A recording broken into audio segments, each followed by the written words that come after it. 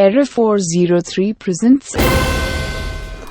चाहे हम माने या ना माने, पर ये सच है कि अमेरिका दुनिया का सबसे ताकतवर देश है और वो अपनी ताकत को रोज बढ़ाता रहता है, जिसके लिए वो कुछ ऐसे काम करता है जो कई बार सही होते हैं तो कई बार बहुत खतरनाक भी। ऐसे कामों को वो हमेशा गोपनीय तरीके से करता है, जिसको कभी भी लोगों के सामने नहीं आने दिया जाता, और अगर वो कभी लोगों के सामने आ भी जाते हैं तो उनसे जुड़ी बातों को गोपनीय रखा जाता है या फिर उनको मिटा दिया जाता है।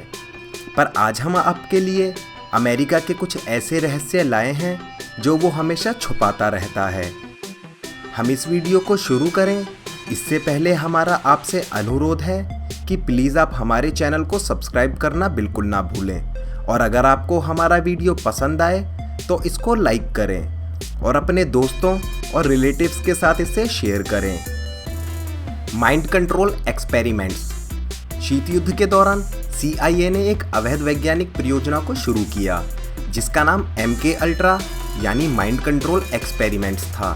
इस परियोजना के प्रयोगों में कनाडा और अमेरिका के नागरिकों को प्रयोग करने के लिए इस्तेमाल किया जाता था, जिसका मुख्य उद्देश्य लोगों को सम्मोहित करके उनके दिमाग पर नियंत्रण पाना होता था।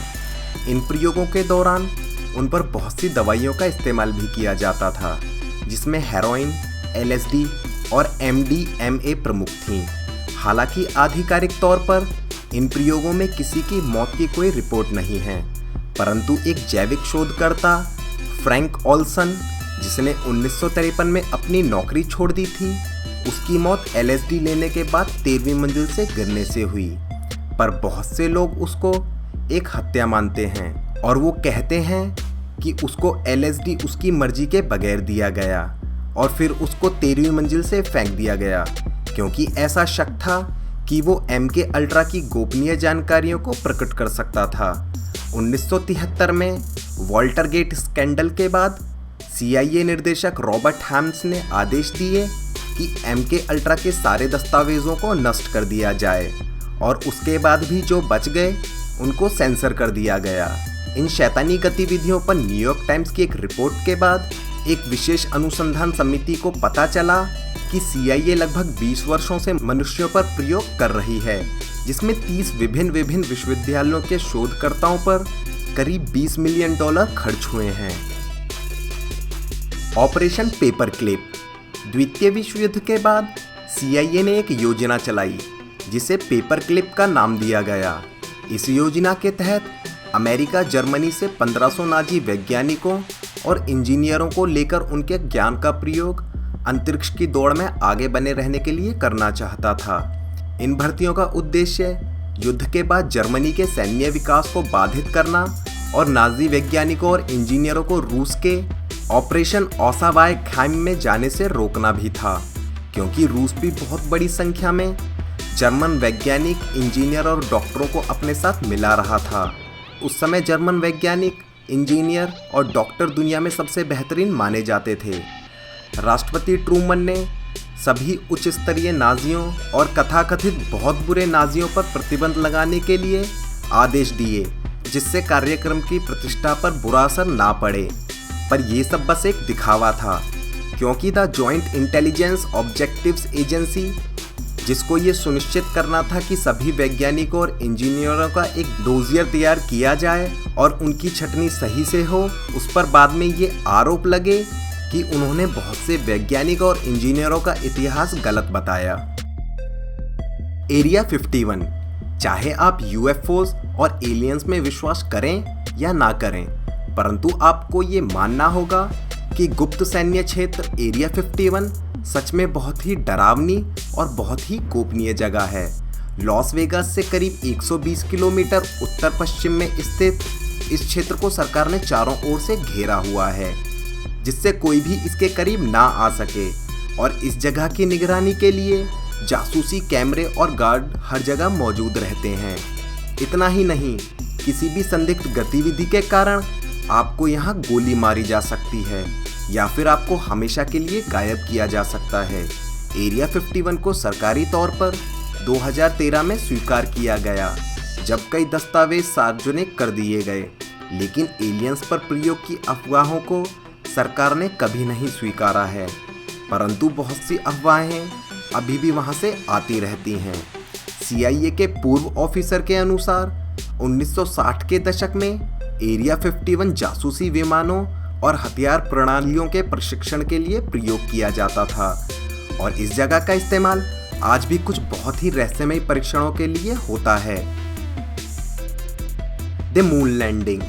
अपोलो 11 को चंद्रमा की सतह पर पहुंचे हुए करीब 5 दशक हो चुके हैं और पूरी दुनिया नील आर्मस्ट्रॉन्ग को ही चांद पर पैर रखने वाले पहले मानव के तौर पर जानती है, परंतु अमेरिका के ही 20% से ज़्यादा लोग इस बात पर विश्वास नहीं करते हैं और वो इसे एक सफ़ेद झूठ मानते हैं।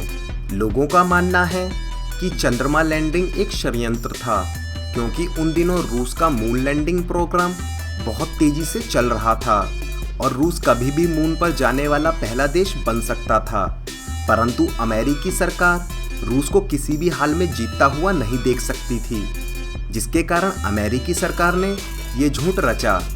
लोग अमेरिका के इस मून लैंडिंग को झूठ बताते हुए इसके पीछे बहुत से तर्क देते हैं, जैसे कि जब मून लैंडिंग व्यापक रूप से टेलीविज़न पर प्रसारित किया गया तब अमेरिकी झंडा लहर रहा था, जबकि चंद्रमा पर ऐसा हो ही नहीं सकता क्योंकि वहाँ किसी भी प्रकार की हवा मौजूद ही नहीं है।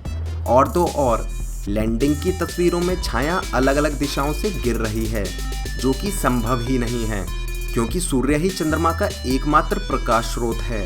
साथ ही साथ तस्वीरों में बहुत सी ऐसी चीज़ें हैं जो आपको शक करने पर मजबूर करती हैं कि क्या चंद्रमा लैंडिंग एक वास्तविक घटना थी या कोई हॉलीवुड स्टूडियो के सेट का एक रहस्यमय video. US government is spying on it's citizens. जब द गार्जियन ने पत्रकार ग्लेन ग्रेनवॉल्ड के एक लेख को प्रकाशित किया तो पूरी दुनिया बुरी तरह से हिल गई। इसमें कहा गया था कि US सरकार लोगों पर नज़र रख रही है। इस लेख में जॉर्ज ऑरवेल्स के 1984 में प्रकाशित नॉवल में कही गई बात कि सरकार बड़े भाई की तरह लोगों पर नज़र रख रही है को सच साबित कर दिया। इस सब का पता जब चला जब एक 29 वर्षीय कंप्यूटर विशेषज्ञ और पूर्व NIA ऑफिसर एडवर्ड स्नोडन ने बहुत ही गोपनीय दस्तावेजों को कंप्यूटर से चुरा लिया, परंतु ग्रीनवॉल्ड की कहानी द गार्जियन में प्रकाशित होती उससे पहले ही स्नोडन अमेरिका छोड़कर रूस भाग गया और वहां शरण ले ली। बाद में ओबामा प्रशासन ने इसके जवाब में कहा कि phone call, email, search history और लाइव चैट के विशेष संग्रह की मदद से आतंकवादी हमलों को रोकने में मदद मिले, इसके लिए वो सोशल नेटवर्किंग पर नज़र रख रहे थे, परंतु ऐसा करके वो संविधान के चौथे संशोधन और प्राइवेसी के संवैधानिक अधिकार का उल्लंघन कर रहे थे। अगली बार जब आप फेसबुक, गूगल, स्काइप इत्यादि का प्रयोग करें तो ध्यान रखें कि कोई आप पर नज़र रख रहा है। आपको हमारा ये वीडियो कैसा लगा हमें ज़रूर बताएं और अपने विचार कमेंट बॉक्स में ज़रूर लिखें। अगर वीडियो पसंद आया तो प्लीज़ इसको लाइक करना बिल्कुल ना भूलें और अपने दोस्तों के साथ इसे शेयर भी करें। साथ ही साथ चैनल को सब्सक्राइब करें जिससे आप भविष्य में आने वाले हमारे वीडियोस देख सकें। धन्यवाद।